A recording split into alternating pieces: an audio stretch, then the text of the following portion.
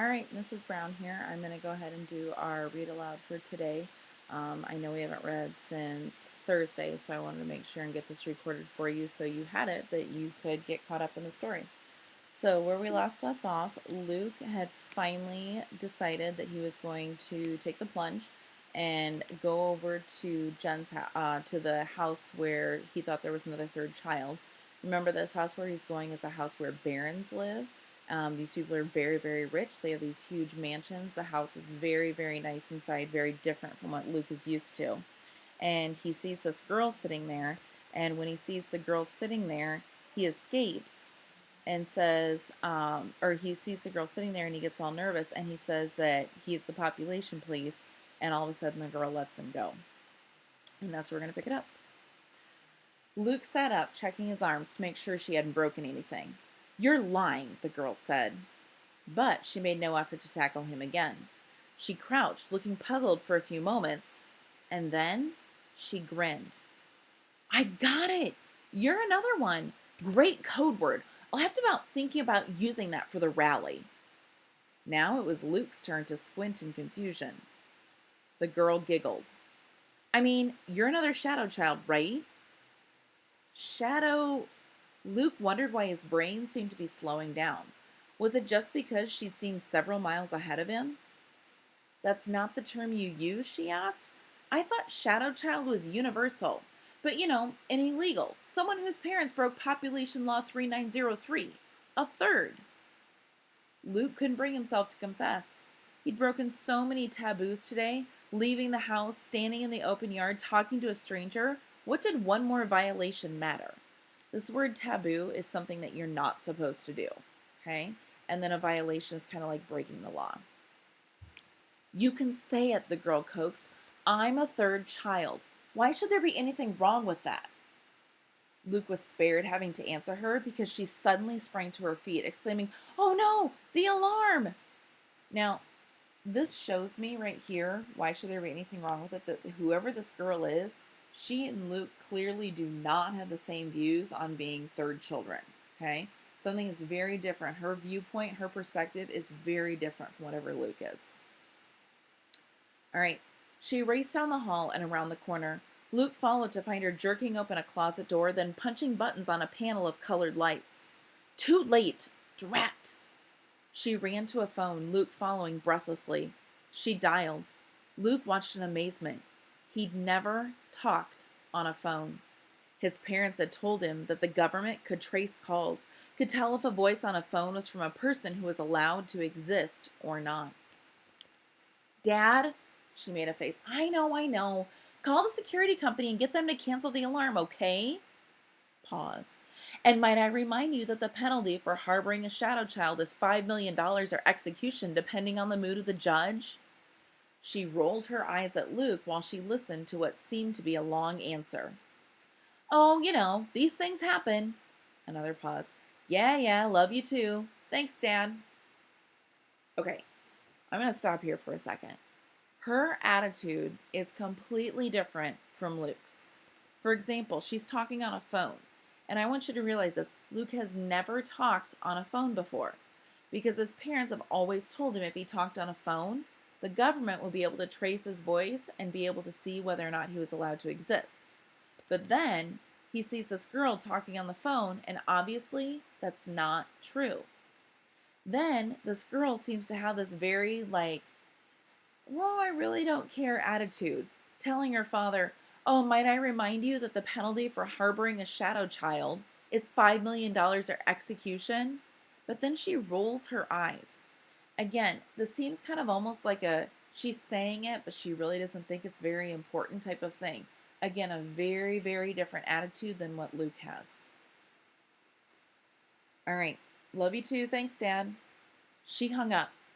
Luke wondered if she should run back to his house immediately before the population police really did show up. "They can find you now," Luke said. "Just from the phone." The girl laughed. "They say, but everybody knows the government's not that competent." Competent means able to do things. Luke started inching toward the back door, just in case. "But there really was an alarm?" he asked. "And you have security guards?" Sure. Doesn't everyone? The girl took another look at Luke. Oh, maybe not. She winced apologetically as soon as she'd said that. Luke decided to ignore the insult. Do the security guards know you're here? He asked. Of course not, the girl said. If they came, I'd have to hide. Personally, I think my family just has the alarm system to make sure I stay in the house. They don't know I can disable it.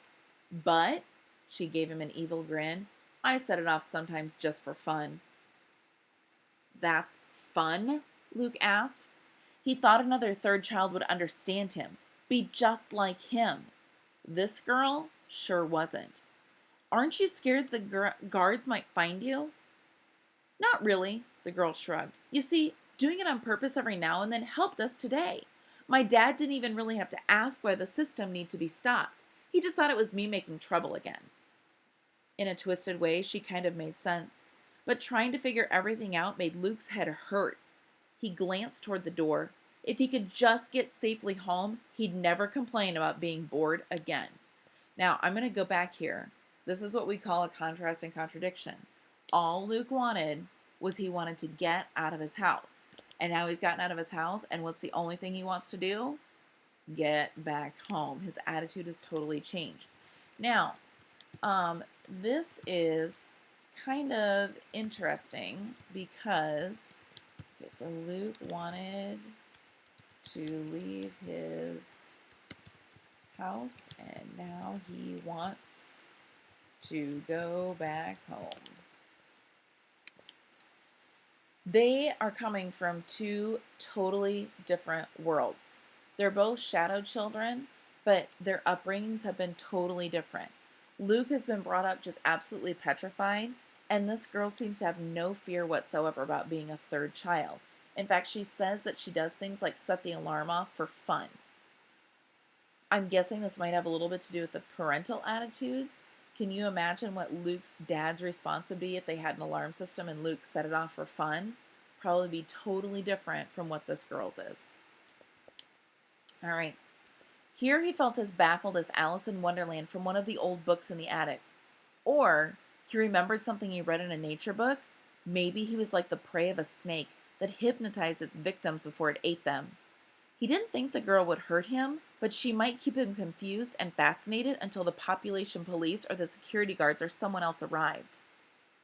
The girl saw where he was looking. Am I scaring you? She asked. Shadow kids can be so jumpy. You're safe, you know. How about we start over? Would you care for a seat? What's your name anyway? Luke told her. Nice to meet you, the girl said, shaking his hand in a way that made him feel like she was kind of making fun of him. Then she led him to sit down on a couch in the room he'd first entered. She perched beside him. I'm Jen. Really, it's Jennifer Rose Talbot. But do I look like a Jennifer? She shook her head and spread out her arms as if Luke should understand something from her ruffled sweatshirt and messy hair. Luke frowned. I don't know, he said. I don't know any Jennifers. Just Matthew and Mark and Mother and Dad. He knew his parents' real names were Edna and Harlan, but he wondered if he shouldn't keep that a secret, just in case.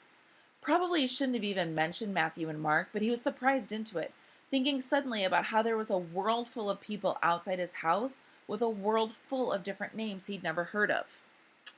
The girl said. Then I have to explain. A Jennifer is supposed to be like really girly and prissy. So the joke's on Mom. She wanted some frilly little girl that she could put in lace dresses and sit in the corner, like a doll. She paused. Are Matthew and Mark your older brothers? Luke nodded. So you've never met anyone outside your immediate family? Immediate family would be like your siblings and your parents. So his immediate family would be Matthew, Mark, his mother and father, and he's never met anyone outside of them. None of his cousins or his grandparents or aunts or uncles or any of those. Just his immediate family. Luke shook his head no. Jen looked so amazed, he felt he had to defend himself. And you have? He asked, with almost the same taunting voice he used sometimes with Mark. Well, yeah, she said. But you're a third child too, Luke protested. A shadow child, right? He suddenly felt like it might be easy to cry if he let himself. All his life, He'd been told he couldn't do everything Matthew and Mark did because he was the third child. But if Jen could go about freely, it didn't make sense.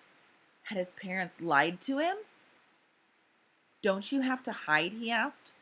Sure, Jen said, mostly, but my parents are very good at bribery, and so am I. So bribery is where you pay somebody to not do something to get you in trouble. So an example of bribery would be, let's say that you are going to, and this is a really, not that any of you would ever do this.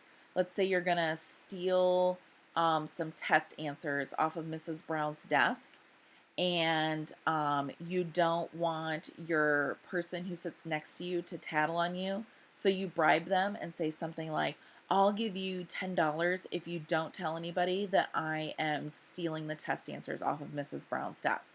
That would be an example of bribery. Usually, I'm kind of getting the idea here that her parents are bribing people that kind of allow her to be a third child and for them not to get in trouble for it. But to have bribery, you'd have to have a lot of money. And do Luke's parents have a lot of money?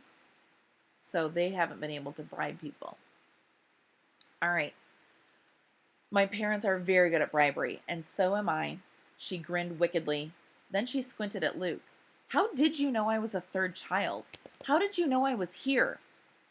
Luke told her. Somehow it seemed important to start with the woods coming down, so it turned into a very long story. Jen interrupted frequently with questions and comments. So you've never been away from your house except to go to your backyard or barn? You've stayed inside for 6 months? And gosh, you must really hate these houses, huh? And then when he got to the part about seeing her face in the window, she bit her lip. My dad would kill me if he knew I'd done that. But the mirrors were messed up, and Carlos bet me I didn't even know what the weather was outside, and... Huh? Luke said. Mirrors? Carlos? Jen waved away his questions. Luke Garner, she announced solemnly, you have come to the right place. Forget that hiding like a mole stuff. I'm your ticket out. And that's where we're going to stop for today. All right, hope you're behaving yourself. Make sure you follow the directions as you go through the rest of the stuff in classroom.